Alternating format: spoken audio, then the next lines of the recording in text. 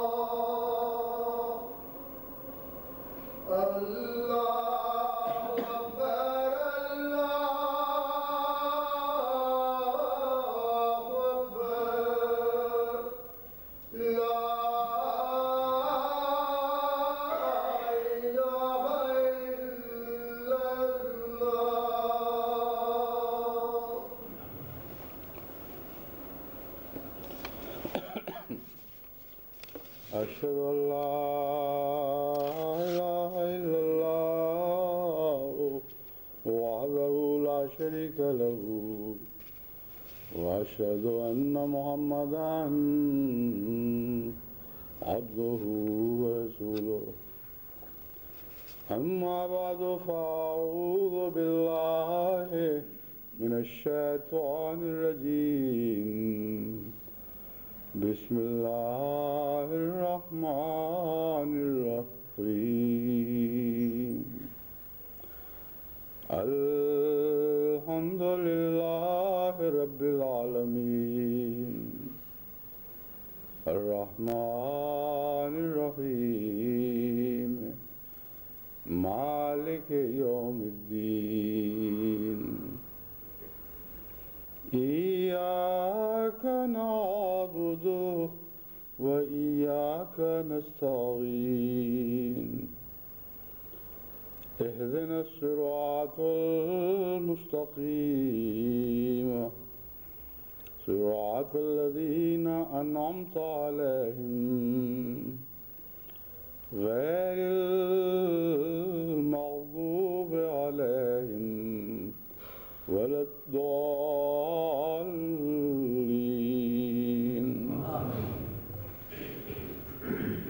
الذين آمنوا وتطمئن قلوبهم بذكر الله ألا بذكر الله تطمئن القلوب ألا بذكر الله تطمئن القلوب الذين آمنوا وعملوا الصالحات طوبى لهم وحسن مآب.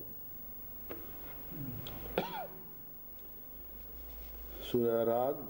آیات 29-30.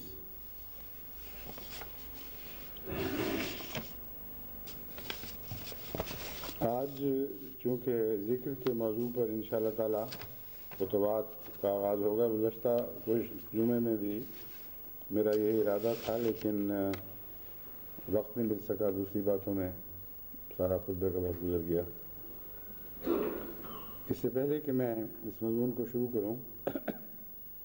جس کے عنوان کے طور پر یہ آیت کریمہ میں نے پڑھی ہے، میں یہ اعلان کرنا چاہتا ہوں کہ آج جماعت احمدیہ بیلجیم کا دوسرا جلسہ سالانہ کل 20 نومبر سے شروع ہو رہا ہے اور 2 دن جاری رہ کر 21 کو اختتام پذیر ہوگا. اسی طرح Majlis Ansarullah West Coast region United States of America کا سالانہ اجتماع بھی کل سے شروع ہو رہا ہے اور 21 نومبر تک جاری رہے گا. مجلس خدام الاحمدیہ اور لجنہ اماء اللہ گوئٹے مالا 20 اور 21 نومبر کو عورتوں کے حقوق پر اجتماع منعقد کر رہے ہیں.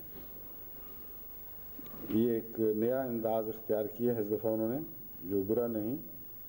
کہ اپنے اجتماعات کا ایک عنوان بھی رکھ دیا ہے کہ خصوصیت کے ساتھ اس موضوع پر تقریریں ہوں گی یا نیک نمونے دکھائے جائیں گے. جماعت ہے احمدیہ ہندوستان بھی 21 نومبر کو دوسرا نیشنل یوم تبلیغ منا رہی ہیں. مکرم ناظر صاحب دعوت و تبلیغ نے خصوصیت سے اس موقع پر کچھ کہنے کی خواہش کا اظہار کیا ہے. چونکہ ذکر کا مضمون چل رہا ہے، اس لیے ذکر کے حوالے سے جو نصیحتیں ہوں گی وہ ساری آپ سب کو، جن کا میں نے نام لیا ہے، اسی طرح ہیں جس طرح باقی دنیا کی جماعتوں کو ہیں. لیکن ان مواقع پر جب کہ مختلف لوگ مرد و خواتین اکٹھے ہوں گے تو خصوصیت سے ذکر سے متعلق ان کو تربیت دینا بھی آپ کا فرض ہے. یعنی ذکر کا مضمون سن کر جو طبیعتوں میں ایک طبی طور پر شوق پیدا ہوگا، دلوں میں ہیجان پیدا ہوں گے، ان کو طریقہ سکھانا اور یہ بتانا کہ کس طرح ذکر کے مضمون کو آپ بعد میں جاری رکھیں اور آگے جا کے دوسروں کو بھی سمجھائیں، یہ موضوع ان اجتماعات کا خاص طور پر مقرر کر لیں. علاوہ ازیں میں جماعت بیلجیم کے متعلق یہ بتانا چاہتا ہوں کہ اللہ کے فضل کے ساتھ بہت ترقی کرنے والی جماعت ہے، بہت منظم ہے. امیر اللہ تعالیٰ کے فضل سے ان کو ایسے عطا ہوئے ہیں جو نیک، دعاگو، پاک باطن اور قطعاً ذاتیات سے بالکل الگ، محض للہ وقف ہیں. اور اب اللہ کے فضل سے جماعت بیلجیم کو ایسے خدمت کرنے والے بھی عطا ہو گئے ہیں جو امیر کے رنگ میں رنگین ہیں، اور اس کے نتیجے میں وہ کوششیں جو پہلے پھل نہیں لایا کرتی تھیں اب اچانک ثمردار ہو گئی ہیں. اصل میں امیر صرف اکیلا کافی نہیں، اس کے ساتھ اس کے متبعین بھی متقی ہونے چاہیے، اور جب دونوں اکٹھے ہو جائیں، تقویٰ کے مضمون پر اکٹھے ہو جائیں، تو اللہ تعالیٰ کے فضل سے وہ کھیتیاں جو بظاہر ٹھیک ٹھاک دکھائی دیتی ہیں مگر پھل نہیں دیتی، وہ اچانک پھلدار ہو جاتی ہیں. تو جہاں جہاں بھی میں نے غور کر کے دیکھا ہے جماعتیں ثمردار بنی ہیں، وہاں ان دونوں باتوں کا دخل ہے. تبھی اللہ تعالیٰ نے ہمیں یہ دعا سکھائی ہے، وَجَعَلْنَا لِلْمُتَّقِينَ إِمَامًا. امامت کے بغیر تو دنیا میں کوئی نظام بھی نہیں چل سکتا، لیکن شرط یہ بیان فرما دی، متقی پیچھے چلنے والے ہوں گے تو پھر امامت کی برکت سے وہ فائدہ اٹھا سکیں گے، یا امامت ان کے تعاون سے ثمردار ہو جائے گی. تو یہ دونوں باتیں بیک وقت ضروری ہیں. بس اس پہلو سے جماعت احمدیہ بیلجیم کو بھی میں بیلجیم کو خصوصیت سے میں یہ یاد دہانی کراتا ہوں کہ جن نیکیوں کے نتیجے میں آپس میں تعاون اور ایک دوسرے سے محبت اور خدمت کے جذبے سے کام کرنے کی روح کے نتیجے میں آپ کو اللہ تعالیٰ نے اب پھلدار بنایا ہے، ان نیکیوں کی حفاظت کریں اور ہرگز ان میں کسی قسم کا رخنہ نہ پیدا ہونے دیں. ایک امیر کے ساتھ محبت کرتے ہوئے اس کی اطاعت میں اس کے پیچھے چلیں اور ہر نیک آواز پر لبیک کہنے میں ایک دوسرے سے سبقت لے جانے کی کوشش کریں. انشاءاللہ تعالیٰ آپ کی توقع سے بھی بڑھ کر آپ کو کامیابیاں نصیب ہوں گی۔ مجالس Ansarullah West Coast region USA کو خصوصیت سے یہ پیغام ہے کہ جیسا کہ آیت کریمہ میں آپ نے سن لیا ہے، الا بذکر اللہ تطمئن القلوب، کہ خبردار ذکر الہی سے ہی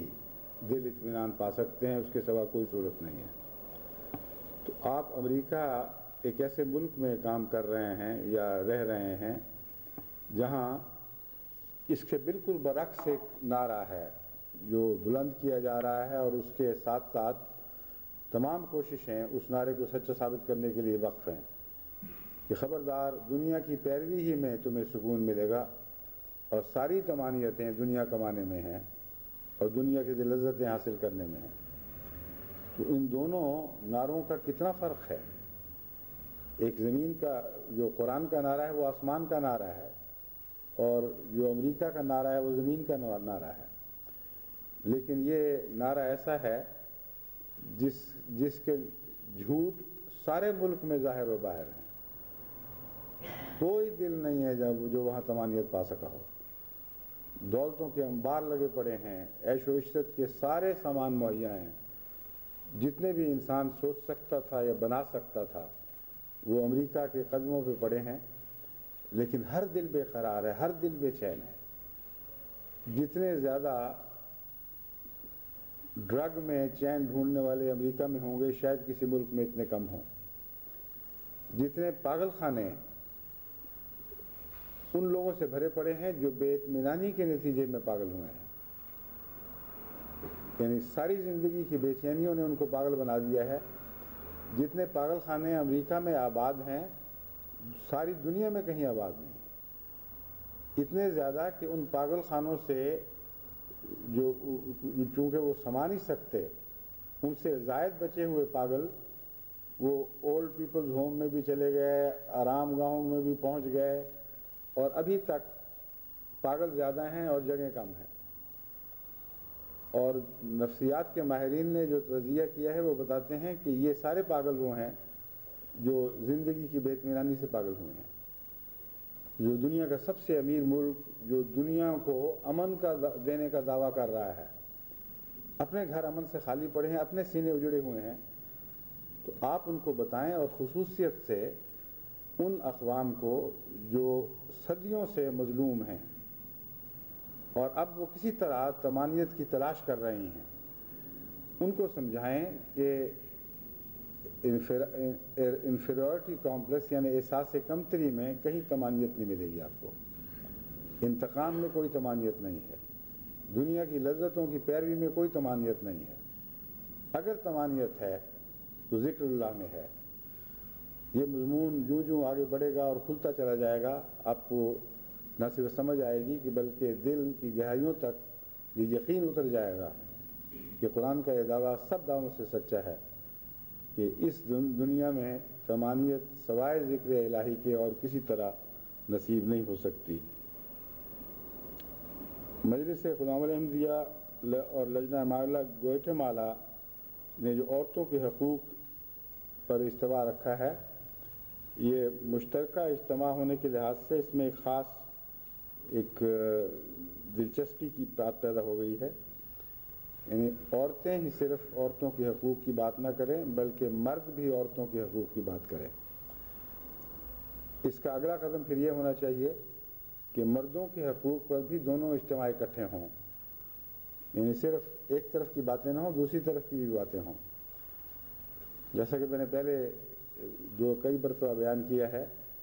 دنیا کی تاریخ میں وہ پہلا مرد جس نے عورتوں کی حقوق کی باتیں کی ہیں وہ حضرت محمد مصطفیٰ صلی اللہ علیہ وآلہ وسلم تھے، اور وہ باتیں فرمائیں جو آپ سے پہلے کبھی کسی نے نہیں فرمائیں، اور نہ آئندہ زمانوں میں کبھی کوئی پیدا ہو سکتا ہے کہ عورتوں کے حقوق کے متعلق ایسی پیاری تعلیم دے سکے۔ تعلیم تو آسمان سے اتری، اللہ نے نازل فرمائی، لیکن جس دل پر نازل فرمائی وہ دل پہلے ہی عورتوں کے لیے ایک حسین اسلوب رکھتا تھا، ایک حسین انداز تھا۔ بس حضرت خدیجہ رضی اللہ تعالی عنہا سے جو آپ کا حسن سلوک تھا، وہ تعلیم کے بعد کب ہوا ہے؟ وہ تو پہلے کا تھا۔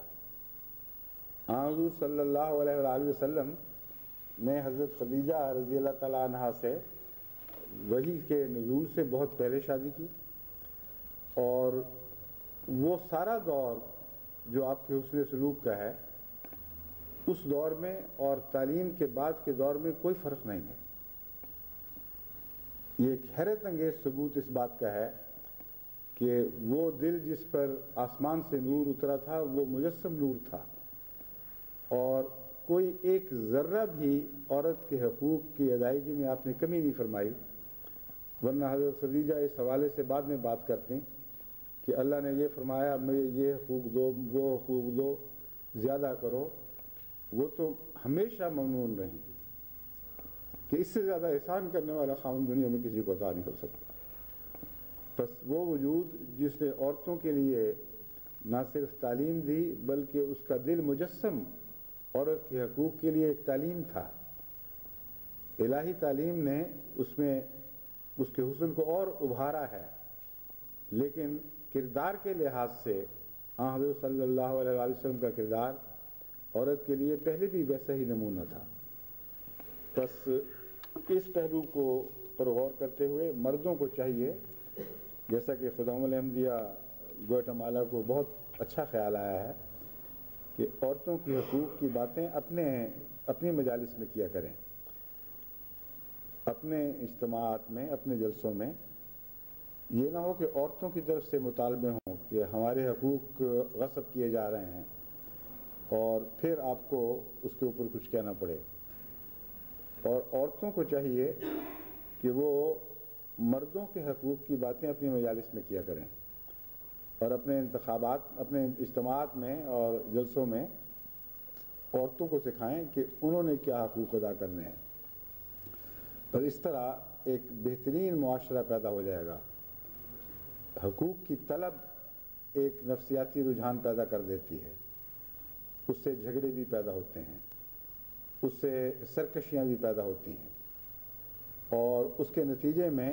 بعض دفعہ انسان اپنے جائز حقوق سے زیادہ مانگنے لگ جاتا ہے تاکہ گفت و شنید میں کچھ تو ہاتھ آئے، اور جھوٹ شامل ہو جاتا ہے مطالبوں میں۔ لیکن جہاں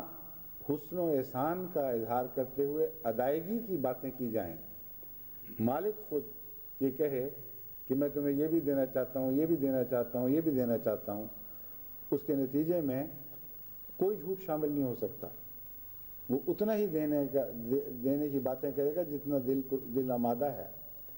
اور مد مقابل پھر یہ نہیں سمجھتا کہ میرا حق کم دیا گیا ہے، وہ احسان کے نیچے دبتا ہے اور کہتا ہے کہ نہیں اتنا نہ کریں، مجھے اتنا ہی کافی ہے۔ اور یہ روزمرہ کی زندگی میں ہم مشاہدہ کرتے ہیں، وہ مالک یا کام لینے والے جو محسن ہوتے ہیں، ان کے تابع جن لوگوں کو کیا گیا ہے، وہ ہمیشہ کوشش کر کے ان کے حق سے زیادہ ادا کرنے کی کوشش کرتے ہیں، اور جو ان کو دیا جاتا ہے وہ سمجھتے ہیں یہ بہت زیادہ ہے، یہ احسان ہے۔ تو یہ بہترین رشتہ جو ایک نظام میں ایسا حسن پیدا کر سکتا ہے جو دنیاوی نظام میں متصور ہی نہیں ہو سکتا، سوچا ہی نہیں جا سکتا، یہ اسلام کے اندر ممکن ہے، کیونکہ اسلامی تعلیم اس کی گنجائش رکھتی ہے، عدل کے لحاظ سے بھی پوری ہے، اور احسان کے لحاظ سے بھی پوری ہے، اور ایتاء ذی القربیٰ کے لحاظ سے بھی پوری اور کامل ہے۔ تو یہ بھی مجھے خیال آیا کہ اس حوالے سے لجنہ نائلہ اور مجلس خدام الحمدیہ کے مشترکہ حوالے سے آئندہ ایسے بھی مضامین زیر نظر رہنے چاہیے جن میں عورتیں مردوں کے حقوق کی باتیں کریں اور مرد عورتوں کے حقوق کی۔ جماعت ہائے احمدیہ ہندوستان 21 نومبر کو یوم تبلیغ منا رہی ہیں۔ ہندوستان کی جماعتوں میں اللہ تعالیٰ کے فضل سے بیداری پیدا ہو رہی ہے، اگرچہ بہت دیر سوئے ہیں، بہت لمبے عرصے کے بعد آنکھیں کھلنی شروع ہوئی ہیں، لیکن جہاں بھی اٹھے ہیں ماحول کو دیکھا ہے، کچھ خیال آیا ہے، کچھ اپنے تلافی مفاد کے ارادے باندھے ہیں، یعنی جو کچھ گزر گیا، آئندہ ہم کوشش کر کے آگے بڑھیں گے۔ تو اللہ تعالیٰ ان کو توفیق عطا فرمائے۔ ابھی بہت منزلیں انہوں نے طے کرنی ہیں۔ ہندوستان میں جس حالت میں جماعت احمدیہ کو چھوڑ کر ہندوستان کے مہاجرین پاکستان گئے، اس میں اور چند سال پہلے تک کی حالت میں کوئی نمایاں ترقی کا فرق نہیں تھا، بلکہ کئی جگہ نقصان بھی پہنچے۔ تو اب چونکہ ان جماعتوں سے ایک براہ راست تعلق پیدا ہو چکا ہے، اور اب ٹیلی ویژن کے ذریعے خطبات کے ساتھ جو رابطہ بنا ہے، اس سے خدا کے فضل سے جو اطلاعیں مل رہی ہیں، دور دراز کے وہ لوگ جنہوں نے کبھی سوچا بھی نہیں تھا کہ خلیفہ وقت سے وہ مل سکتے ہیں، گفتگو کر سکتے ہیں، وہ خط لکھ رہے ہیں کہ ہمیں اب سمجھ آنی شروع ہوئی ہے کہ خلافت کیا چیز ہے اور احمدیت کیا ہے، اور بڑے نیک ارادے لے کر وہ نئے عزم کے ساتھ میدان عمل میں نکلے ہیں۔ تو ان کے لیے دعا کریں۔ اب یوم تبلیغ نشر منایا جا رہا ہے، اس کے مقابل پر ان کی مشکلات بہت زیادہ ہیں، کیونکہ دو طرفہ ان کو، بلکہ دو طرفوں سے بھی زیادہ سمتوں سے ان کو خطرات درپیش ہوتے ہیں۔ اول تو جو دیوبند کے علماء اور ان کے ہم مزاج اور ہم مزاج علماء وہ محسوس کر رہے ہیں کہ جماعت وہاں ترقی کر رہی ہے، اور بڑے سخت رد عمل کا اظہار کر رہے ہیں۔ جتنی گندی گالیاں پاکستان میں دی جا رہی ہیں، وہ کوشش کرتے ہیں اس سے بھی زیادہ گندی گالیاں دی جائیں۔ جتنے احمدیت پر پاکستان میں جھوٹ بولے جا رہے ہیں، وہ مقابلہ کر رہے ہیں کہ اس سے زیادہ بولیں، کیونکہ وہ کہتے ہیں یہ پاکستان کے مولوی ہمارے بچے ہیں نا، آخر ہم سے سیکھا ہے، ان بدیوں میں ہم سے کیوں آگے نکل جائیں۔ تو اس لیے وہ جو وہاں سے جھوٹوں کی لسٹیں آ رہی ہیں، حیرت ہوتی ہے کہ بعض مولوی قبر میں پاؤں لٹکائے بیٹھے اتنا جھوٹ بولتے ہیں کہ جتنا بھی جو بول سکے کوئی جھوٹ، اتنا اس آخری حد کو پہنچ چکے ہیں، اور بعد کی حد پھر وہ موت ہے، پھر موت کے بعد جواب طلبیاں ہیں۔ تو اس دنیا میں جو جھوٹ کی آخری حدیں چھو چکے ہیں، ان کی رپورٹیں پڑھ کے بجائے شروع میں تو تھوڑا سا غصہ بھی آتا تھا کہ کیا کر رہے ہیں، لیکن اب تو غصے سے گزر کر ہنسی آنے لگ گئی ہے۔ وہ بھی بڑے پاگل ہیں جو مان لیتے ہیں ان باتوں کو۔ احمدی سامنے بس رہے ہیں، دیکھ رہے ہیں کون لوگ ہیں، متقی، خدا پرست، خدا سے کا خوف رکھنے والے، عبادتوں میں آگے، نیکیوں میں سب سے پیش ماحول کے لیے نمونہ، آنکھوں کے سامنے بیٹھے ہوئے ہیں، اور مولوی کی بات سن کے کان کی بات مان رہے ہیں اور آنکھ کی بات نہیں مان رہے۔ حالانکہ لیس الخبر کالمعائنۃ، آنکھ کی دیکھی ہوئی چیز کا خبر کیسے مقابلہ کر سکتی ہے، مگر جہالت کی باتیں ہیں ساری۔ تو دعا کریں اللہ تعالیٰ ان مصیبتوں، ان جہالتوں کے نتیجے میں جماعت کو نقصان پہنچانے کی بجائے جماعت کے لیے افزائش کا انتظام فرما دے، کیونکہ بسا اوقات یہ ہوتا ہے کہ جب یہ جھوٹے گندے پروپیگنڈے اپنے انتہا کو پہنچتے ہیں اور لوگ پھر دوبارہ ان لوگوں سے ملتے ہیں جن کے متعلق وہ دلوں میں غلط تصورات قائم کر چکے ہوتے ہیں، تو اچانک آنکھ میں بیداری پیدا ہوتی ہے، اور وہ گویا ایک دم جس طرح انسان کو جھنجھوڑا جائے تو اٹھ کھڑا ہوتا ہے، کہتے ہیں ہاں یہ تو وہ لوگ نہیں ہیں جو ہم سنا کرتے تھے، اور اس کے نتیجے میں پھر زیادہ تیزی سے وہ احمدیت میں داخل ہونے لگتے ہیں۔ تو ہندوستان میں اللہ تعالیٰ کے فضل سے قبولیت کی لہر بھی دوڑ رہی ہے، مخالفت کی بھی ہے، لیکن دعا کریں کہ اللہ تعالیٰ ان کو اپنے حفاظت میں رکھے اور ان کی ہر کوشش کو ان کی توقع سے بڑھ کر مثمر ثمرات حسنہ فرمائے، یعنی پھلدار بنا دے۔ دوسرا ان کو خطرہ ہے ہندو مسلمان جیلسی، یعنی رقابت کا۔ مسلمانوں کی طرف سے پیٹھ میں چھرا گھونپا جاتا ہے، اعلان کیا جاتا ہے یہ مسلمان ہی نہیں ہیں، یہ دنیا کے سب سے گندے لوگ ہیں، اور ہندو جانتے ہیں کہ اگر تبلیغ کر کے ہندوستان کو کوئی مسلمان بنا سکتا ہے تو یہ جماعت احمدیہ ہے۔ اس لیے اللہ کا اتنا فضل تو ہے کہ ہندو ناجائز بہانہ بنا کر ابھی تک حملہ آور نہیں ہو رہا ہے، الا ماشاء اللہ کہیں کہیں بعض دفعہ کوشش ہوئی، ورنہ اتنی انہوں نے شرافت ضرور دکھائی ہے کہ جب تک کوئی قطعی عذر ان کے ہاتھ نہ آئے اس وقت تک وہ نفرت کی فضا نہیں، نفرت کی کوشش نہیں کرتے، نفرت پھیلانے کی کوشش نہیں کرتے، مگر ان کی بھی برداشتیں آخر ایک حد رکھتی ہیں۔ جن علاقوں میں اللہ کے فضل سے ہندوؤں میں سے مسلمان ہونے شروع ہوئے ہیں وہاں یقیناً طرز عمل بدلی ہے، اور عوام الناس کی طرف سے بڑے سخت مطالبے ہوئے ہیں، یہاں تک کہ ان کو گھروں سے ان کو نکال دیا جائے، ان کی جائیدادیں ضبط کی جائیں، ورنہ ہم حملے کریں گے، ان کے گھروں کو جلائیں گے۔ ایسی مہمات وہاں بھی چلائی گئی ہیں، مگر ایک فرق ہے کہ وہاں کے حکومت کے کارندے اب تک اس بات پر قائم ہیں کہ اگر شرارت کی پہل دوسروں کی طرف سے نہیں ہوئی یا انہوں نے تمہاری شرارت کا بدلہ شرارت سے نہیں دیا تو ہم ان پر ظلم نہیں ہونے دیں گے۔ خدا کرے یہ جو بنیادی انسانی حق کی حفاظت کا خیال ہے یہ دنیا میں عام ہو جائے، اور بجائے اس کے کہ ہم ہندوؤں کی مثالیں دیں، اس سے 1000 گنا شاندار مثالیں مسلمانوں کی دیں کہ دیکھو پاکستان میں یہ ہو رہا ہے، اور انڈونیشیا میں یہ ہو رہا ہے، اور ملیشیا میں یہ ہو رہا ہے، اور عرب ممالک میں یہ ہو رہا ہے۔ لیکن افسوس کہ ساری نظر دوڑانے کے بعد اس قسم کے انصاف کی مثالیں سر دست تو ہندوستان ہی سے ہاتھ آئی ہیں، پاکستان سے بھی ہیں، لیکن مشکل یہ ہے کہ وہاں بد لوگوں نے بدیوں کے ذریعے شریف لوگوں کی آواز کو دبا دیا ہے۔ ورنہ میرا جائزہ یہ ہے کہ پاکستانی قوم کا مزاج منصفانہ ہے، غیر منصف ہو بھی چکے ہوں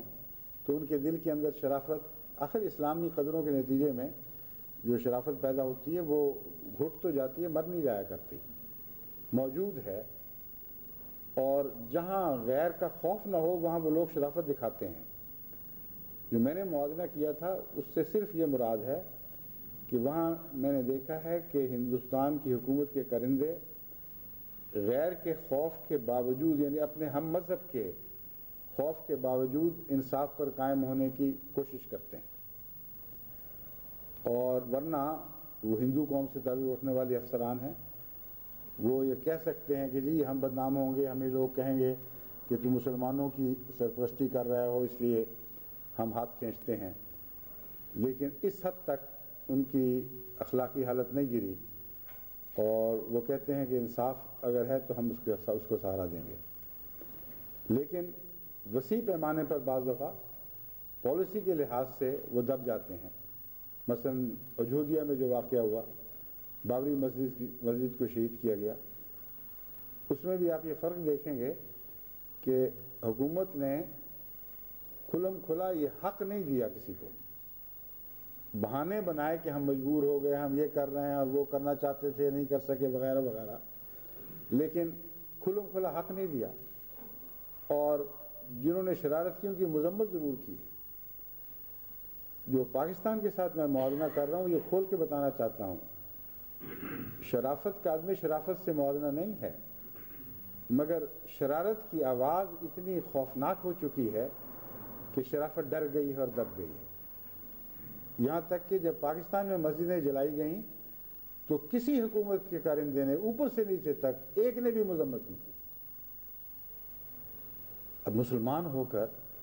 مسجدیں جلانے کی مذمت کی ان کو توفیق نہیں مل رہی، ہندوؤں سے توقع رکھتے ہیں کہ وہ بہت زیادہ شدت کے ساتھ اس کی مذمت کریں، بلکہ زور سے اس کوشش کو کچل دیں،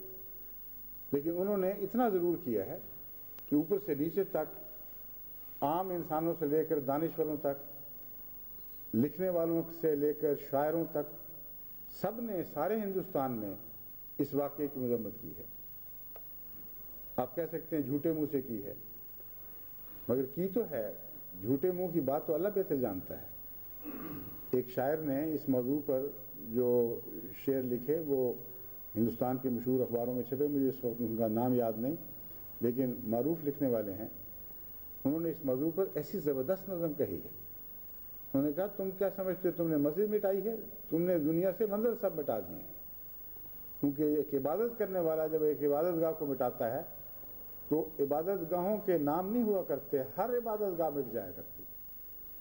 بہت ہی خوبصورت کلام ہے، لیکن پاکستان میں آپ کو اتنی احمدی مسجدوں کی حرمتی ہوئی ہے، اتنی مسجدیں مٹائی گئیں، مسمار کر دی گئیں، کہیں سے مقابل پر یہ اٹھتی آواز دکھائی دے گی۔ بس میں جو تجزیہ کرتا ہوں انصاف پر کرتا ہوں، ہرگز یہ نہیں کہہ رہا کہ مسلمانوں میں سے شرافت اٹھ گئی ہے، مگر جو شریر لوگ ہیں ان کی آواز کو انہوں نے غالب آنے دیا ہے، اور قانون شریر کی حفاظت کر رہا ہے۔ یہ مصیبت ہے،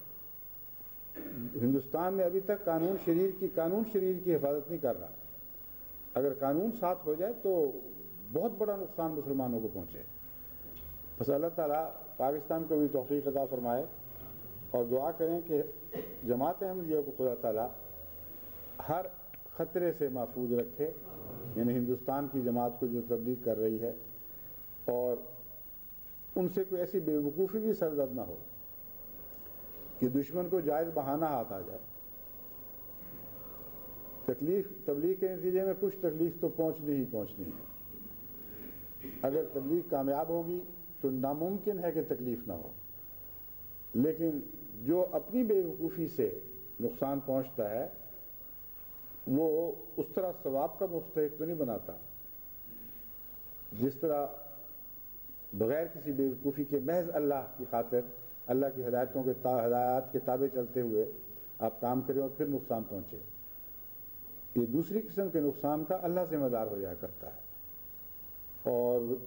ایسے بندوں کا جو خالصتاً اللہ کے لیے کام کرتے ہیں، اللہ ہر چیز میں کفیل ہو جایا کرتا ہے۔ بس انشاءاللہ جب میں ذکر کا مضمون آگے بڑھاؤں گا اس میں آپ کو ایسی مثالیں نظر آئیں گی کہ جو میں بات کہہ رہا ہوں اس کو پوری قرآن اور حدیث کی تائید حاصل ہے۔ آیات کریمہ جو میں نے تلاوت کی ہیں دو ہیں، سورہ رات سے آیت 29 اور 30 لی گئی ہے۔ اللہ تعالیٰ فرماتا ہے الذین آمنوا وتطمئن قلوبہم بذکر اللہ، وہ لوگ جو ایمان لائے اور جن کے دل اللہ کے ذکر پر طمانینت پا گئے، انہیں تسکین مل گئی۔ الا بذکر اللہ تطمئن القلوب، خبردار سنو اللہ ہی کے ذکر سے دل تسلی پایا کرتے ہیں۔ الذین آمنوا وعملوا الصالحات، وہ لوگ جو ایمان لائے اور نیک اعمال کیے، طوبی لہم، ان کے لیے بہت ہی قابل رشم و مقام ہے، ایسا مقام جو ممتاز کر دیتا ہے ان کو دوسروں سے۔ طوبی جن معنوں میں جس طرح بولا جاتا ہے اس سے بعض دفعہ یہ شبہ پڑتا ہے کہ اس کا مطلب ہے خوشخبری، لیکن خوشخبری کے مقام پر بولا جاتا ہے، لیکن لفظ کا مطلب خوشخبری نہیں۔ طابہ کہتے ہیں ایک چیز نتھر کر اوپر صاف ستھری ہو جائے، تو ایسا مقام جو بالا ہو اور نتھر کے نمایاں اور ممتاز ہو جائے اور قابل رشک ہو، بہت پاکیزہ ہو، اس مقام، اس مرتبے، اس شان کو طوبیٰ کہا جاتا ہے۔ وہ حسن و مآب اور بہت ہی خوبصورت دلکش جگہ لوٹنے کی ہے۔ پہلی بات ان آیات میں یہ قابل غور ہے کہ ان دونوں آیات کا تعلق کیا ہے۔ جہاں تطمئن القلوب والی بات فرمائی گئی وہاں اس کے سوا اور کوئی جزا بیان نہیں ہوئی۔ جہاں عمل الصالحات کی بات ہوئی وہاں ایک جزا بیان ہوئی ہے جو لگتا ہے بہت ہی شاندار جزا ہے۔ تو اور ان دونوں کا آپس میں تعلق کیا ہے؟ حقیقت یہ ہے کہ الذین آمنوا وتطمئن قلوبہم کی جو آیت ہے، دوسری آیت اس کے بدل کی حیثیت رکھتی ہے، یعنی آمنوا دونوں میں مشترک ہے، اور ذکر اللہ اور عمل صالح یہ دو الگ الگ چیزیں آمنوا کے تعلق سے بیان ہوئی ہیں۔ اس میں بہت سے مضامین بیان ہوئے ہیں۔ ایک آپ کی توجہ کے لیے میں خصوصیت سے یہ ذکر کرنا چاہتا ہوں کہ ذکر کا ایک جھوٹا تصور جو مسلمان صوفیاء میں رواج پا گیا اس کی یہ آیت نفی کرتی ہے۔ بعض صوفیاء یہ سمجھتے رہے مختلف زمانوں میں کہ اللہ کے ذکر کے بعد انسان دوسرے اعمال سے بے نیاز ہوتا چلا جاتا ہے۔ یہاں تک کہ بعض صوفی فرقوں میں یہ تصور بھی جگہ پا گیا کہ ذکر اللہ کرو اور نمازوں سے مستثنا، ذکر اللہ کرو اور بنی نوع انسان کی خدمت سے مستثنا، ذکر اللہ کرو مختلف گوشوں میں چلے جاؤ اور دنیا سے تعلق کاٹ لو، یہی ذکر اللہ کا مفہوم ہے۔ قرآن کریم نے ان دو آیتوں کو اوپر نیچے رکھ کر ایک خاص ترتیب سے اس مضمون کی کلیت نفی فرما دی۔ فرمایا ہم جس ذکر اللہ کی بات کر رہے ہیں کہ وہ تطمئن القلوب عطا کرتا ہے، وہی ذکر اعمال صالحہ میں ڈھلتا ہے، اور یہ ناممکن ہے کہ ذکر سچا ہو اور اعمال صالحہ نہ رہیں، یہ اعمال صالحہ سے انسان مستغنی ہو سکے۔ تو تکرار کے ساتھ فرمایا الذین آمنوا وتطمئن قلوبہم ذکر اللہ، اور الذین آمنوا وعملوا الصالحات، یہ عملاً ایک ہی چیز کے دو نام ہیں۔ اور ذکر الہی سے ایک مزید بات یہ بیان فرما دی، اعمال صالحہ کا تو ہر جگہ ذکر ملتا ہے قرآن کریم میں ایمان کے بعد، ذکر کے بعد جب اعمال صالحہ کا ذکر ملا ہے تو معلوم ہوتا ہے کہ ذکر اعمال صالحہ کو ایک نیا حسن عطا کر دیتے ہیں۔ ذکر کے بغیر جو اعمال صالحہ ہیں ان میں وہ جان نہیں پڑتی، وہ غیر معمولی حسن پیدا نہیں ہوتا جس کے نتیجے میں طوبی لہم انہیں کہا جا سکے۔ تو یہ بیان فرمایا گیا ہے کہ تم ایمان لاؤ اور اللہ کا ذکر کرو تو تمہیں طمانیت نصیب ہوگی، اور طمانیت کا مطلب یہ نہیں کہ دنیا سے کنارہ کشی اختیار کر جاؤ گے، طمانیت کا مطلب ہرگز یہ نہیں کہ دنیا کی جد و جہد سے آزاد ہو جاؤ گے، جہاد سے مستغنی ہو جاؤ گے، اس کے باوجود تمہیں ضرور جہاد کرنا ہوگا، اس کے باوجود تم نے دنیا کے تمام مشاغل میں حصہ لینا ہوگا، لیکن ہر دنیا کے تعلق میں ذکر الہی دلوں پر غالب رہے گا، اور جب ذکر الہی غالب رہے گا تو تمہارے اعمال صالحہ کو ایک نیا حسن عطا ہو جائے گا، ایک نئی شان عطا ہو جائے گی، اور اس کے نتیجے میں طوبی لہم ایک ایسا مرتبہ عطا ہوگا جو سب دوسرے مرتبوں سے ممتاز ہے، ایک قابل رشک حالت عطا ہو جائے گی، وہ حسن و معاب، اور تم واپس جس ٹھکانے کی طرف لوٹو گے وہ بہت ہی حسین ٹھکانہ ہے، بہت ہی خوبصورت مقام ہے، یعنی مرنے کے بعد جس کی طرف تمہیں لوٹایا جائے گا۔ تو ذکر اللہ کو ایک غیر معمولی اہمیت حاصل ہے۔ میں شاید یہ لگانا بھول گیا تھا، مجھے یاد بھی نہیں کرایا گیا۔ ذکر اللہ کو ایک انسانی زندگی میں تمام اعمال صالحہ میں ایک غیر معمولی فوقیت حاصل ہے، اور اسی مضمون کو قرآن کریم ایک دوسرے رنگ میں بیان فرماتا ہے۔ عبادت کا ذکر کرنے کے بعد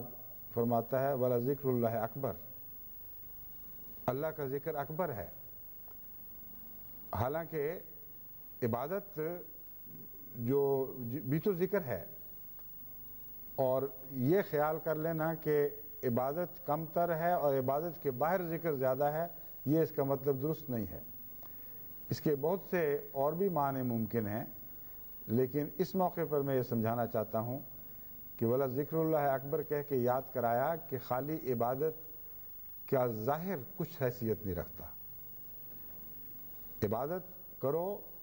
اور ظاہری طور پر تمام ارکان ادا کرو اور عبادت کا خیال رکھو، تمام الفاظ جو بیان پڑھے جاتے ہیں وہ پڑھے جائیں، تمام دعائیں جو کی جاتی ہیں کی جائیں، لیکن اگر ذکر اللہ اس پر غالب نہ رہا تو پھر عبادت میں وہ شان پیدا نہیں ہوگی۔ بس جب آپ سورہ فاتحہ پڑھتے ہیں تو اس طرح بھی مضمون کو ادا کر سکتے ہیں جس طرح ایک قاری کسی مضمون کو پڑھ رہا ہے اور اس کے ذہن میں وہ مطلب آ رہا ہے ساتھ ساتھ، اور اس طرح بھی ادا کر سکتے ہیں کہ اس مطلب کے ساتھ ساتھ دلوں میں اللہ کی محبت کی لہریں دوڑنے لگیں، دل ان لہروں کے نتیجے میں وہ یا جھومنے لگیں یا بعض دفعہ تھرتھرانے لگتے ہیں خدا کے روب سے اور خدا کے عشق سے۔ تو اگر دلوں میں تموج پیدا نہیں ہوتا اور آپ نماز پڑھتے چلے جاتے ہیں تو وہ نماز یقیناً نسبتاً کم درجہ کی ہے، لیکن وہ نماز جس پہ ذکر اللہ غالب آ جائے وہی اکبر ہے، وہ سب سے بڑی عبادت ہے۔ بس اور معنی ہیں، لیکن یہ معنی لازم ہیں اس کے ساتھ، اس لیے ہرگز یہ مراد نہیں ہے کہ عبادت جو باقاعدہ کی جاتی ہے اس کو چھوڑ دو، اس سے بہتر باہر کا ذکر ہے۔ اس عبادت کے اندر ذکر الہی نہایت ضروری، اس عبادت کو زندہ کرنے کے لیے ضروری ہے۔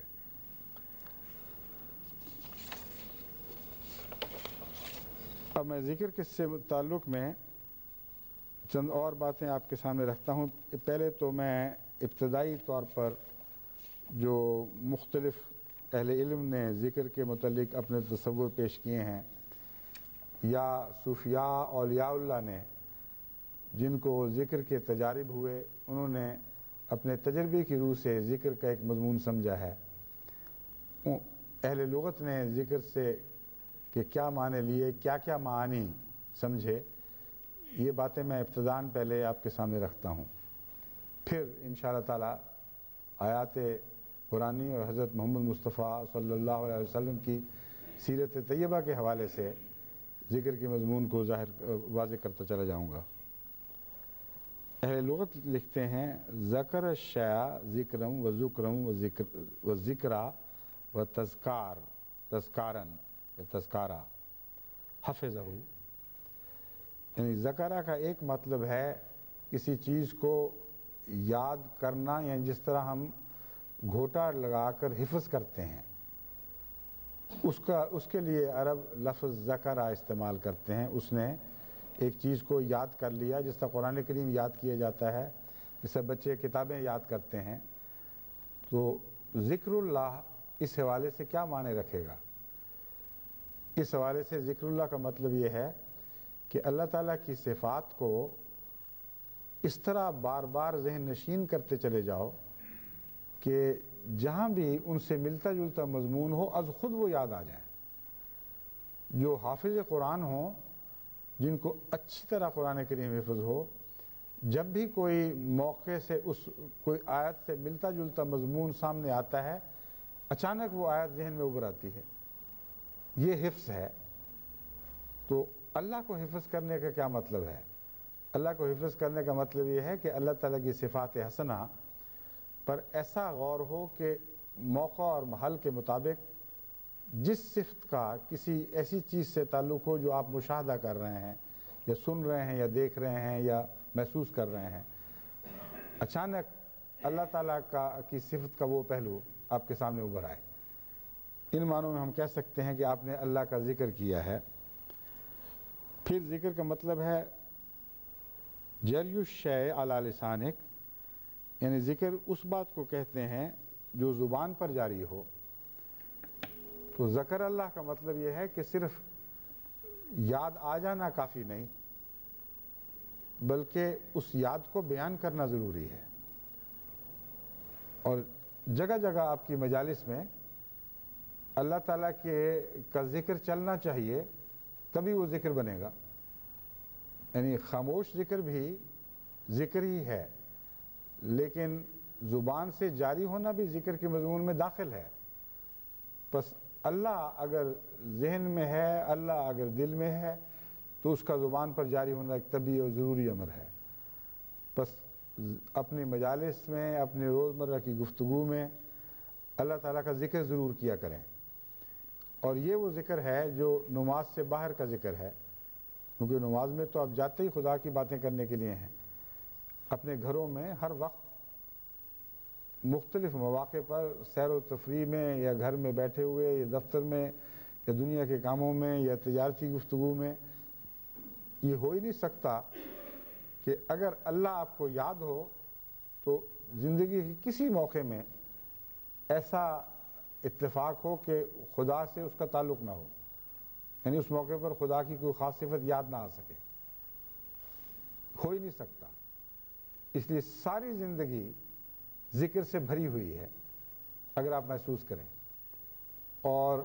اس حوالے سے تلاش کیا کریں، اور تلاش تبھی آپ کر سکیں گے اگر ذہن میں موجود ہے۔ بس صفات باری تعالیٰ پر غور کرنا اور اسے یاد کرنا اور قرآن اور حدیث کے حوالے سے اس کے مفہوم کو سمجھنا، یہ ذکر کے پہلے معنی ہوں گے، یعنی حفظ کرنا اللہ کو، اور اس کے طبی نتیجے کے طور پر پھر خدا تعالیٰ زبانوں پر جاری ہونا شروع ہو جائے گا، اور ایسے لوگ جن کو خدا حفظ ہو جائے وہ لازماً اس کا ذکر کرتے ہی رہتے ہیں۔ حافظ قرآن دیکھ لیں، جہاں اچھے حافظ ہوتے ہیں بات بات پر ان کو آیتیں یاد آتی ہیں، بات بات پر وہ بیان کرتے ہیں، دیکھو فلاں آیت میں یہ لکھا ہوا ہے۔ بس اس پہلو سے خدا کو حفظ کریں اور خدا کا ذکر کیا کریں۔ پھر ذکر شیء استحضرہ، یعنی کوشش کر کے ذہن میں کسی چیز کو یاد لانا، یہ بھی ذکر کہلاتا ہے۔ اب آپ کو چیز یاد آ رہی ہوتی ہے، جیسے کوئی چیز آپ کے ذہن میں تھی لیکن اس وقت اچانک سامنے نہیں آتی، تو آپ سوچتے ہیں، بعض دفعہ ماتھا بجاتے ہیں، کہتے ہیں ٹھہرو ایک بات مجھے یاد آ رہی ہے، کوشش کر کے اس کو کھینچ کر لے آتے ہیں۔ تو اللہ تعالیٰ کے ساتھ ایسا تعلق کہ اگر خود بخود بھی وہ ذہن میں نہ ابھرے، تو چونکہ دل اٹکا ہوا ہو، اس لیے دل چاہے کہ وہ بات آپ کو یاد آئے جو اللہ سے اس تعلق کو جوڑ دے، اور کوشش کر کے خدا کے ذکر میں ان باتوں کو تلاش کرنا جو موقع اور محل کے مطابق ہوں، یہ بھی ذکر الہی ہے اور اس میں محنت کرنی پڑتی ہے۔ بعض لوگ جو بھول جاتے ہیں وہ بعض دفعہ علامتیں بنا لیا کرتے ہیں یاد رکھنے کے لیے، اور اسی لیے ذکر کے معنوں میں وہ گانٹھ بھی آتی ہے جو لوگ رومال میں دے لیتے ہیں یا کپڑے میں دے لیتے ہیں تاکہ اس گانٹھ سے وہ بات یاد آ جائے جو جس کی خاطر وہ گانٹھ دی گئی تھی۔ لیکن وہ بات بھی ان کو یاد آتی ہے جن کے ذہن میں گانٹھ کے ساتھ اس کا تعلق قائم رہتا ہے، ورنہ تو بعض لوگ گانٹھوں پر گانٹھیں دیتے جاتے ہیں۔ ایک شخص تھا، اس کو کسی نے دیکھا، اس کی رومال سارا گانٹھوں سے بھرا پڑا تھا، ایک کنارے سے دوسرے کنارے تک گانٹھیں ہی گانٹھیں چل رہی۔ اس نے کہا تمہیں کیا ہوا ہے؟ اس نے کہا یہ گانٹھ میں نے جو دی ہے نا پہلی، اس لیے دی تھی ایک میں بات بھول جاتا ہوں، میری بیوی نے مجھے کچھ کہا تھا تو میں نے گانٹھ دے دی کہ مجھے یاد آ جائے۔ تو اس نے کہا پھر وہ دوسری گانٹھ، اس نے کہا مجھے گانٹھ کا نہیں یاد رہتا کہ کیوں دی تھی، تو وہ دوسری گانٹھ میں نے اس لیے دی ہے کہ یہ پہلی گانٹھ یاد آ جائے، اور اس طرح تیسری اور چوتھی اور پانچویں۔ تو اگر اللہ سے تعلق نہ ہو اور خدا سے اتنی واقفیت نہ ہو کہ فوراً بات یاد آ جائے، تو آپ جتنے مرضی گانٹھیں دے لیں وہ گانٹھیں ہی رہ جائیں گی۔ مگر یہ ذکر کا آخری مقام ہے، اگر اور کچھ نہیں تو کچھ گانٹھیں دے لیا کریں یاد رکھنے کے لیے، کچھ فیصلے کر لیا کریں دل میں کہ فلاں بات جب ہوگی تو میں اللہ کو یاد کروں گا، اور مثلا کھانا کھانا ہے، پانی پینا ہے، اچھے مزے کی چیز حاصل کرنا ہے، آرام کے وقت اور کوئی نعمت کا میسر آ جانا، تجارت میں کامیابی وغیرہ وغیرہ، یہ گانٹھیں ہیں۔ ان لوگوں کے لیے گانٹھیں ہیں جو عام طور پر ان چیزوں سے گزرتے ہیں اور خدا کو یاد نہیں کرتے۔ کچھ تو ہیں جن کو یاد آتا ہی چلا جاتا ہے،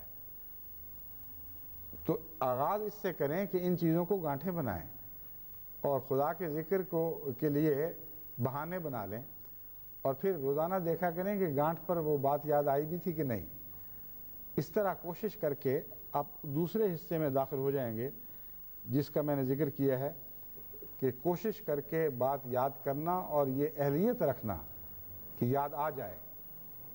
اس سے پھر اللہ تعالیٰ نسبتاً زیادہ آپ کو یاد آنا شروع ہوگا، اور پھر اس مقام میں داخل ہو جائیں گے کہ جہاں خدا حفظ ہونا شروع ہو جائے گا، ازبر ہو جائے گا خود بخود بغیر کوشش کے۔ اور جب یہ اس مقام پر پہنچتے ہیں تو پھر آپ کثرت سے اللہ کا زبان سے بھی ذکر کرنے لگتے ہیں، پھر دل سے یہ پھوٹتا ہے اور خود بخود ظاہر ہوتا ہے، اور تمام ماحول اس ذکر سے لذت یاب ہوتا ہے، کیونکہ آپ کو جو دل کی کیفیات ہیں وہ بیان کرنے کے لیے دل ہی سے طاقت ملتی ہے، ایک جذبہ پیدا ہوتا ہے، اور وہ ذکر جو ہے وہ لوگوں کے لیے پسندیدہ ہوتا ہے، اس کے بغیر جو ذکر الہی ہے وہ کسی پر اثر نہیں کر سکتا۔ چنانچہ آپ تجربہ کر کے دیکھ لیں، اگر ان تجارب سے آپ نہ گزرے ہوں اور آپ کسی دیریہ کو کہیں خدا ہے تو آپ کی آواز میں بھی جان ہی نہیں ہوگی، اس نے بیچارے نے کہاں سے قبول کرنا ہے۔ کہتے ہوئے ڈرتے ہیں کہ دلیل مانگی تو کیا دوں گا، از خود فطری جوش سے بات نہیں نکلتی، اور چونکہ خدا حفظ نہیں ہوتا اس لیے اس کی تائید میں کوئی دلیل بھی یاد نہیں رہتی۔ جن تجارب کا میں نے ذکر کیا ہے اس میں سے آپ گزریں تو ہر تجربہ جس میں خدا تعالیٰ کی کوئی صفت آپ نے سوچی، آپ کے حالات پر صادق آئی، آپ نے اس سے لطف اٹھایا، خدا تعالیٰ کی ہستی کا ثبوت بن جاتی ہے۔ آپ کی زندگی کا ہر واقعہ جس نے خدا یاد دلایا وہ اللہ کے حق میں ایک دلیل ہے، اور آپ کو اس معاملے میں پھر دنیا میں کوئی شکست نہیں دے سکتا۔ تو ذکر کو زبان سے جاری کرنے سے پہلے جو تمام مرحلے ہیں ان کی طرف آپ کو متوجہ رہنا چاہیے۔ اب میں بعض ذکر کے مضمون تعلق میں بعض دوسرے بزرگوں کے اقوال پیش کرتا ہوں، کچھ نئے پہلو اس سے آپ کے ذہن میں آ جائیں گے۔ علامہ قشیری نے ذکر کے متعلق اپنی ایک کتاب میں مختلف بزرگوں کے صوفیاء کے حوالے اکٹھے کیے ہیں، اور وہ مختلف بزرگوں کے حوالے سے بھی ذکر کرتے ہیں اور اپنے تجربوں کے لحاظ سے بھی ذکر کے مختلف پہلو بیان کرتے ہیں۔ سئل الواسطی عن الذکر فقال الخروج من میدان الغفلت الى فضاء المشاہدت على غلبت الخوف وشدت الحب۔ یہاں لفظ میں نے فضا پڑھا ہے، فضا بھی پڑھا جا سکتا ہے۔ فضا کا مطلب ہے کھلی ہوا، اور فضا کا مطلب ہے وہ کھلی جگہ جو جنگلوں اور جھاڑیوں کے درمیان اچانک ایک کھلے سے میدان کے طور پر ابھرتی ہے۔ تو چونکہ اس پہ کوئی اعراب نہیں ہے اس لیے دونوں طرح مضمون بہرحال ٹھیک سمجھ آ جاتا ہے۔ الخروج میں واسطی سے جب پوچھا گیا کہ ذکر کیا ہے تو کہتے ہیں، انہوں نے جواب دیا الخروج من میدان الغفلت، انسان غفلت کے میدان میں پڑا رہتا ہے، وہاں سے نکل کر اگر وہ مشاہدہ کے میدان میں آ جائے یا مشاہدہ کی فضا میں داخل ہو جائے تو اس کے نتیجے میں، مگر اس کے ساتھ شرطیں ہیں کچھ، علی غلبت الخوف و شدت الحب، یہ واقعہ اس طرح ہو کہ دل پر اللہ کا خوف غالب ہو اور دل پر اللہ کی محبت بھی غالب ہو، بیک وقت خوف اور محبت دل پر غلبہ کر جائیں۔ اس حالت میں جب وہ غفلت کے میدان سے نکل کر مشاہدہ کے میدان میں یا مشاہدہ کی فضا میں داخل ہوتا ہے، اس کا نام ذکر ہے۔ تو یہ زبان آپ سمجھے کہ نہیں، کیا کہنا چاہتے ہیں، اس پر غور کریں اور سمجھیں کہ یہ بزرگ صوفی جنہوں نے زندگیاں گزاری ہیں ذکر الہی کو سمجھنے میں، اس پر غور کرنے میں، اس میں مصروف رہ کر، انہوں نے اپنی زندگیوں کے خلاصے کچھ نہ کچھ بیان کیے ہیں،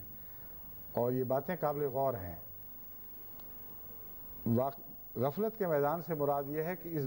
میدان تو دونوں ہی زندگی کے میدان ہیں، اصل میں دو الگ الگ میدان نہیں ہیں۔ زندگی کے میدان میں آپ غفلت کی حالت میں بھی وقت گزار سکتے ہیں، آپ کو کچھ پتہ نہیں کہ گرد و پیش میں کیا ہو رہا ہے، کیوں ہو رہا ہے، آپ تنہا ہیں اس میدان میں کہ اچانک اللہ تعالیٰ کی طرف سے آپ کو شعور عطا ہوتا ہے اور آپ مشاہدہ کے میدان میں داخل ہوتے ہیں۔ جو باتیں ابھی میں نے آپ سے پہلے کی تھیں وہ دراصل مشاہدہ کے میدان کی باتیں تھیں۔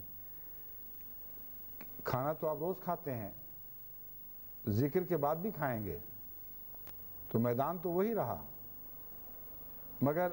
ایک غفلت کی حالت میں کھانا تھا اور ایک شعور کی حالت میں۔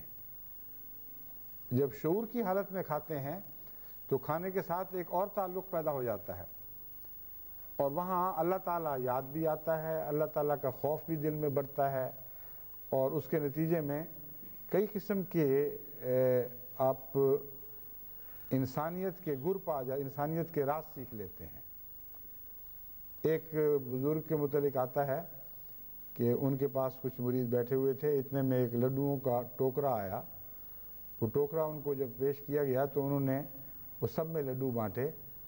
اور ایک لڈو خود بھی اٹھا لیا۔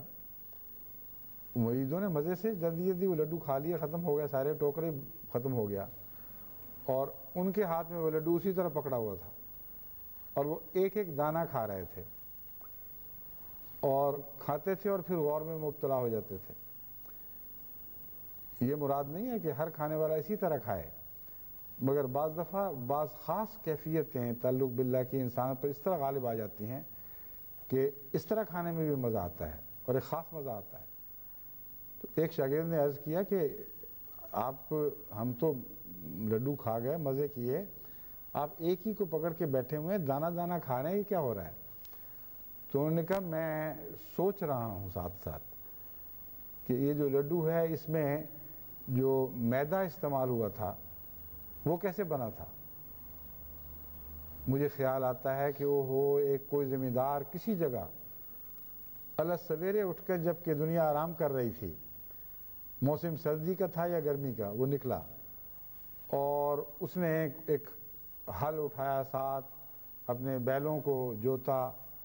اور دیگر آلات لے کے وہ کھیتوں کی طرف روانہ ہوا۔ اس نے وہاں محنت کی، گندی جڑی بوٹیوں کو اکھاڑ کر باہر پھینکا، اور اس محنت کے وقت اس کو کیا پتا تھا کہ خدا تعالیٰ اس سے کیوں کام لے رہا ہے؟ اس کو کیا پتا تھا کہ اس محنت کے پھل کا ایک دانہ میرے منہ میں بھی آئے گا؟ لیکن وہ ایک غفلت کی حالت میں کام کر رہا تھا۔ لیکن میں نے سوچا کہ یہ تو خدا تعالیٰ نے جو تسخیر کائنات کی ہے وہ اس طرح کی ہوئی ہے کہ بے تعلق دور دراز کے لوگ کچھ کام کر رہے ہیں اور انسان کو پتہ ہی نہیں کہ وہ دراصل اس کی خدمت کر رہے ہیں۔ چنانچہ اس نے وہ محنت کی، اور پھر میں نے سوچا کہ یہ حل تو لکڑی سے بنا ہوگا اور ساتھ اس کے لوہے کا پھل بھی ہوگا، اور بیل بھی آخر کہیں سے آئے ہیں، ان پر بھی محنتیں ہوئی ہیں۔ تو اس سے پہلے ایک ترخان تھا جو محنت کر رہا تھا، اس نے لکڑی کو خاص طور سے کاٹا، اور پھر مجھے خیال آیا کہ اس لکڑی سے پہلے ایک لکڑہارا بھی تو ہوگا، اس نے جا کے جنگل سے وہ لکڑی کاٹی ہوگی، اور وہ پھر جنگل کیسے ہوگا؟ کہتے ہیں ایک دانہ تو ختم ہو گیا لیکن یہ مضمون تو جاری تھا، پھر ایک اور دانہ، پھر اور دانہ، اور اس طرح مضمون سے مضمون نکلتا چلا گیا، اور پھر میٹھا بھی بنا ہے، اس کے بعد پھر گھی بھی آیا ہے کہیں سے، پھر وہ کڑاہا جس میں وہ حلوائی نے وہ لڈو بنائے،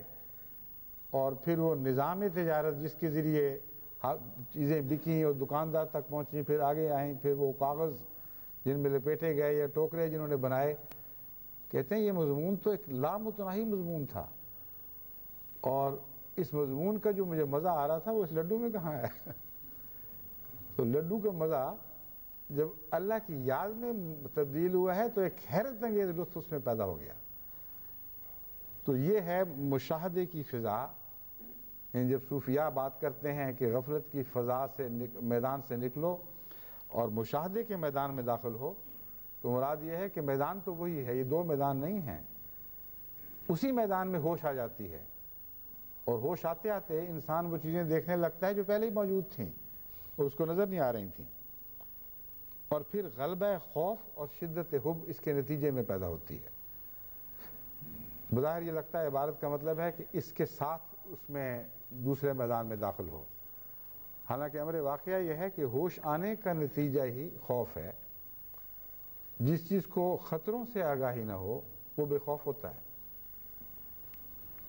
اس کو کیا پتا کہ آگے میرے لیے کیا پڑا ہوا ہے۔ جب اس کو بتایا جائے کہ کیا ہے اور کیا کیا ہلاکتوں کے سامان اس کا انتظار کر رہے ہیں تو ہوش اڑ جاتے ہیں۔ تو لا علمی بھی ایک قسم کی بہادری پیدا کرتی ہے جو جہالت کی بہادری ہے، وہ سچی بہادری نہیں ہے۔ تبھی بعض قومیں شراب پی کر لڑتی ہیں اور ویسے نہیں لڑا جاتا۔ ہمارے ہندوستان میں بعض غیر مسلم قومیں لڑائی سے پہلے ضرور شراب پیا کرتی تھیں، کیونکہ شراب کے نشے میں آ کر ان کو اپنے خطروں کا نہیں پتہ لگتا تھا کہ خطرے کیا کیا ہیں، اور وہ بس ایک دھکے کے ساتھ زور سے داخل ہو جاتے تھے میدان جنگ میں، جتنے مارے گئے، بعد میں ہوش آتی تھی کہ کیا واقعہ ہو گیا ہے۔ تو اس لیے علم کے نتیجے میں خوف پیدا ہوتا ہے، اور جب آپ ذکر کریں گے تو پھر پتہ لگے گا کہ اوہو ان باتوں میں تو میں غافل رہا ہوں، ان میں مجھ سے کوتاہیاں ہوئی ہیں، اور ان معاملوں میں میں مجرم بن رہا ہوں۔ اور دوسری طرف علم محبت پیدا کرتا ہے۔ جب اللہ کے حوالے سے آپ زندگی گزارتے ہیں تو آپ کے دل میں بے پناہ محبت اس وجود کی پیدا ہوتی ہے جس نے آپ کی خاطر یہ سب کچھ کیا ہے۔ تو جب واسطی نے یہ کہا کہ غفلت کے میدان سے مشاہدے کے میدان میں نکلو، تو بالکل درست کہا ہے، اور یہ ایک محض صوفیانہ کوئی وہ ایسا کلام نہیں ہے جس طرح صوفی اپنے دکھاوے کے لیے بنا لیتے ہیں، گھڑ لیتے ہیں۔ ایک صاحب تجربہ، صاحب مشاہدہ کا کلام ہے۔ ذوالنون مصری کہتے ہیں من ذکر اللہ تعالی ذکرن علی الحقیقت نسیہ فی جنب ذکر ہی کل شین، یا کل شین ہونا چاہیے، نہ کل شین، نسیہ فی جنب ذکر ہی کل شین وحفظ اللہ تعالی علیہ، حفظ اللہ تعالی علیہ کل شین وکان لہو عفظاً عن کل شین۔ اس کا ترجمہ میں اب پڑھ دیتا ہوں، لیکن اس مضمون کو انشاءاللہ آئندہ خطبے میں بیان کروں گا، وقت نہیں رہا۔ ذوالنون مصری کہتے ہیں کہ جس نے اللہ تعالیٰ کو یاد کیا، فی الحقیقت ذکر کیا ہے، وہ ذکر ہر دوسری یاد کو مٹا دیتا ہے۔ یعنی لا الہ کا مضمون اس کو تب سمجھ آتا ہے جب الا اللہ کی حقیقت پر غور کرے، اور جب اللہ کی حقیقت پر فی الواقعہ غور کرتا ہے تو تب وہ پتہ محسوس کرتا ہے کہ ارد گرد کوئی بھی باقی نہیں رہا، سب مٹ گئے، وہ اکیلا وہی اور خدا رہ گیا ہے۔ اور اللہ تعالیٰ اس کے لیے ہر چیز پر اس کا محافظ بن جاتا ہے۔ جب غیر اللہ کے سہارے ٹوٹ گئے، کوئی راہ ہی نہیں میدان میں جس کو پکارے، جس کو آواز دے، تو پھر اس کی حفاظت کا سارا ذمہ خدا تعالیٰ کے اوپر ہو جاتا ہے۔ اس مضمون پر انشاءاللہ آئندہ میں ایک حضرت اقدس محمد رسول اللہ صلی اللہ علیہ وسلم کی حدیث پیش کر کے پھر باقی مضمون کو وہاں سے پھر بیان کریں گے۔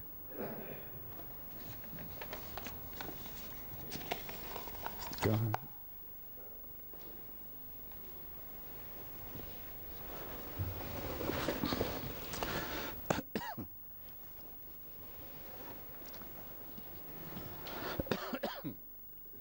الحمد للہ نحمده ونستعینه ونستغفره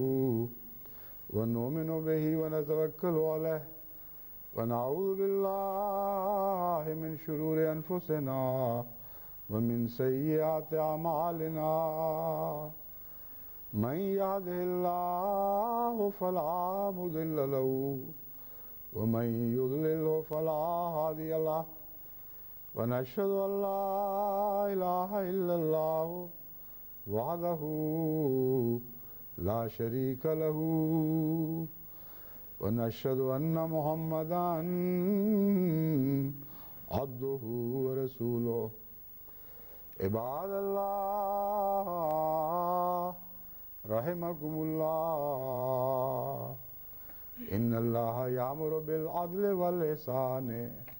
وإيتاء ذي القربى وينهى عن الفحشاء والمنكر والبغي يعظكم لعلكم تذكرون